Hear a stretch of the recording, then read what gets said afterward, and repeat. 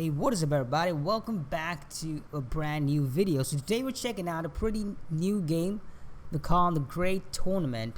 I forgot the name of the developers. I probably put a link in the description from where you can go to the Play Store if you want to download it. So I think it's a text-based game, and the most extraordinary thing about this is that it's got a 4.9 rating on the Play Store, especially after $100,000, which is quite extraordinary. So I thought, well, let's give it a try. So what we gotta do is play a young peasant boy who becomes squire to a legendary knight, travel the realms completing jousts, archery and melee competitions, train hard in order to become a powerful knight, and eventually compete in the great tournament to decide the fate of the realm in this medieval story. The Great Tournament is a 1,800-word interactive fantasy novel by Philip Kempton, where your choices control the story. It's entirely text-based, without graphics or sound effects, and fueled by the vast, unstoppable power of your imagination. Enjoy the story of a young boy's rise from lowly squire to a powerful knight in this epic story that takes place in medieval times. Choose your attributes and train your skills in order to win tournaments. Become a hero of the realm or use your power to take control over the kingdom. Unique combat and character generation ensures no one game is the same.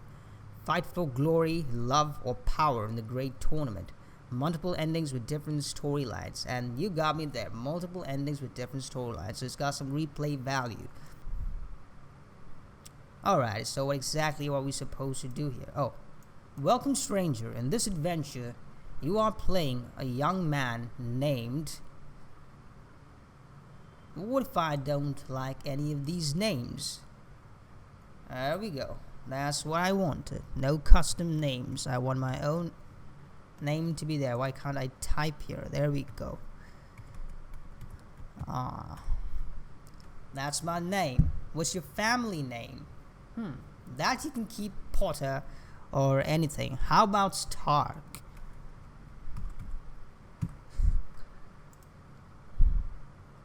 Your name is Charisma Stark, is that correct? Yes, you got a problem with that? Splendid. Choose difficulty easy. Let's keep it easy because I'm doing this for the first time. If I do this another round, maybe we can change some things. Increase strength, increase agility, increase leadership, increase intelligence, increase wisdom, increase diplomacy, give an explanation of stats, reset all stats. So what I'm going to do is, alright, so I'm going to increase my intelligence first. A dumb knight is no knight, or a squire, whatever. You gotta be, clever. You gotta be intelligent, otherwise you won't succeed. No matter how much strength you have, no matter how agile you are. So we also need strength because our brains is not gonna do any good. So we're gonna increase the strength, so that leaves us with 5 points and 1, 2, 3, 4 things to take care of. So wisdom should get another point, and agility should get 1 point, and so 3 points are remaining. So I'm going to distribute 2 among leadership and diplomacy to make things a little more distributed or equal. Leadership added to this, and diplomacy. So here we go. And so what I'm going to do is increase my intelligence a little bit. So that's the thing that's going to get the extra point. So now we can select done and continue. Your stats have been finalized. It appears we can start the adventure now. So let's do this. Like most things in life, you can't choose where you begin, but you can certainly influence where you end up. The crowd was louder than ever. The arena was packed this year, and it was difficult to sneak in. Luckily, you, Varys, holy! Just as I typed Stark, right? And Varys, who you consider to be your best friends. Who am I, Tyrion Lannister? Who considered you to be your best friend, knew about the slightly cracked wall that had a hole just big enough for the two of you to crawl through. You were able to make it to the middle section of the arena, trying to get front row seats would be too risky, as the nobles tended to have the arena reserved, and you may run into a guard asking to see your ticket. The middle seats were crowded and provided anonymity. It also provided a decent enough view of the tournament. The middle and top sections didn't have assigned seating. They were designed more like areas for the masses to watch. Even though there were a few benches, most of them were old and broken. A few people had brought their own wooden stools to sit or stand on, and fathers had the children on the shoulders so they could see. You arrived just when the pre-tournament ceremonies were about to start. Music was being played. There was also dancing and horse tricks providing entertainment to the crowd. You found the pre-tournaments to be fun and exciting. It added to the event even more boring. You wanted the fight to begin. A good time to discuss tournament strategy and this year's competition with your friend. Yes, Varys is a very clever person as far as I know, and he also happens to be my best friend, so it's probably a good idea to discuss some strategy with this guys, because it might help me when I'm fighting. After several minutes, a horn blasted to signify the first match was about to begin. You stood up on your toes and strained to see the arena floor. Walking in were two teams, each wearing garbs and shields from their respective house.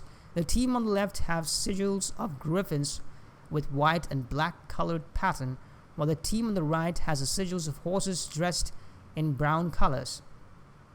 They are about to do combat with wooden swords, clubs, and staffs.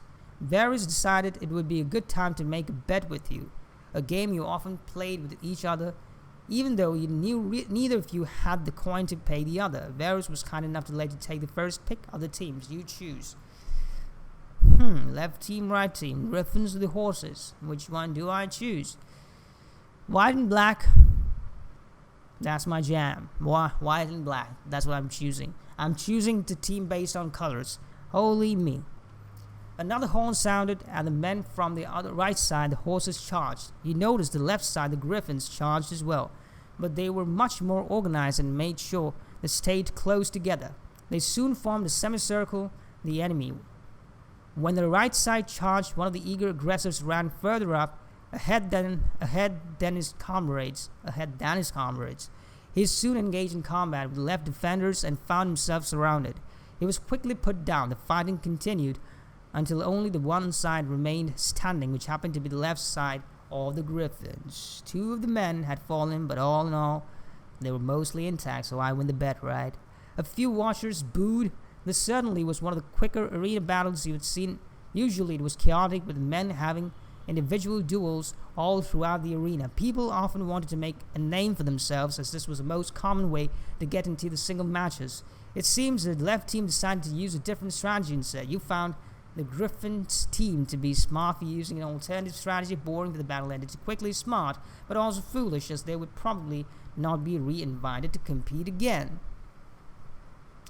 I think it should be the last one, because if you really, want to make a name for yourself, you need to be popular. And if you just get turned down the very first time, or you don't get a chance to come here again, that's probably of no use. So I think it's smart, but also foolish, as they would probably not be re-invited to compete again. In truth, the winning wasn't really the point of the team battle. Both sides were compensated well. What really mattered was if the crowd was entertained. It was supposed to be a disorganized brawl to get the crowds excited for the main event. By making it a quick fight, it resulted in some of the people being disappointed. Perhaps the Griffins did not know this or didn't care. There was a brief intermission before the main event. Vendors walked around selling foods and trinkets. A couple of fights broke out on the top stands, which resulted in a small detachment of guards having to be sent to break it up. Next up was your favorite knight, Sir Robert Gale. He was your favorite for a good reason. Not only was he considered one of the best swordsmen in the realm, he had the love of the people as well. He often would donate his winnings to the poor or use it in outrageous ways. He fondly remembered one tournament where Sir Robert Gale tossed a bag of gold up into the stage, causing a near riot to break out. He hadn't done that since.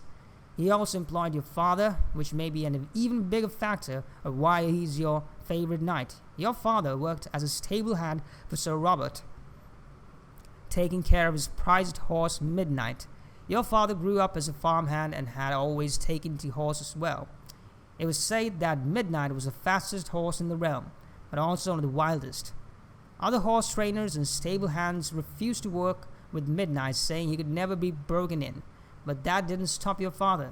He was able to get the horse under control and take care of her like no one else could. So Robert Gale took notice and hired him immediately. So Robert was going to fight Thrall, a noble warrior from the far east. Many people were shocked at the Thrall's size. He was huge. His hands were bigger than some of the people's faces. He also stood around 7 feet tall. Your initial reaction when you saw him was to feel sorry for his horse. He seemed uncomfortable on his mount. For him, the joust was more of a formality. The 2 knights lined up across the arena as the flags and rope were set up to distinguish the sides. You saw your father feed a carrot to Midnight, which seemed to make her forget about the crowd and calm her down. Sir Robert Gale was wearing light armor, while Thrall was in a heavy plate metal. When the jousting area was fully prepared, Aldrich, who had been the tournament announcer for as long as he could remember, took stage and raised his arms for the crowd to be silent. He introduced Sir Robert Gale, who hailed from the Northlands, and the crowd cheered. He then introduced Thrall, and the crowd also cheered, but with a little less enthusiasm than before. He reminded the competitors of the rules of the competition, which were very few. The joust would result in 3 passes. If it ever lasted that long, you received 1 point for making contact with your opponent. You received 2 points if you hit your opponent and broke your lance. Finally, if you knocked your opponent off his horse, you would receive 3 points. Most knights who were knocked off the horses did not continue the joust and were allowed to withdraw with honor. There was also a rule that if any knight did not agree with the ruling of the tournament judge, they could settle the competition with hand-to-hand combat. Aldrich examined each of the knights' 3 lances to make sure they were fully wooden and waved his hand to signal that the tournament could begin. Each knight stood on either of the arena looking at the other, ready to charge at any moment. Oh, there's a sweet diagram here. A flag in the center was waved and both opponents charged towards each other, mounted on their horses. This thing reminds me so much about Game of Thrones. I wasn't really expecting it, but here it is. Sir Robert kept his lance up in the air. Thrall lowered his too quickly and had trouble maintaining its aim. At just the right moment, Sir Robert lowered his lance and hit the Thrall with a perfect strike to his center chest, cracking the lance in half. Thrall missed completely. Thrall barely moved. His size and weight made him more like a tank than a human being, and even though Sir Robert's strike was true, it did very little damage. Sir Robert dropped what was left of his lance and grabbed another from one of his attendees. He quickly turned around and charged the Thrall again. Thrall did the same, but was not as quick as Robert. Just like the previous attack, Sir Robert lowered his lance at just the right moment. He hit the Thrall hard on his shoulder. This time Thrall managed to slightly hit Robert, but it was brushed aside by his shield. The blow Thrall received seemed more powerful this time and caused him to lean back.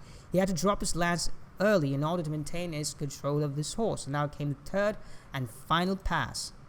Sir Robert gave Thrall a few seconds to compose himself and grab another lance before charging again. Sir Robert began to lower his lance like before, but he did something that Charisma had never seen him do before. Rather than lower it all the way, he rested it slightly on his shield so it was tilted up. When the 2 men met, he hit Thrall, smashing the end of the lance directly into his face. Thrall lost his balance and fell off his horse. The crowd cheered. Robert took off his helm and held what was left of the lance high up in the air at the crowd. Thrall didn't move. For a few seconds it looked like he could be dead, until suddenly he rolled over and got up. He took off his helmet, which still had wooden splinters in it, and roared something at Sir Robert and started walking forward. Sir Robert dropped his lance, jumped off his horse, and signaled someone to give him a sword. Thrall's 2 attendants ran up and gave him a huge 2-handed war hammer, which he seemed to wield in one hand like it weighed almost nothing. Thrall and Robert met, and Thrall did an overhead strike at Robert.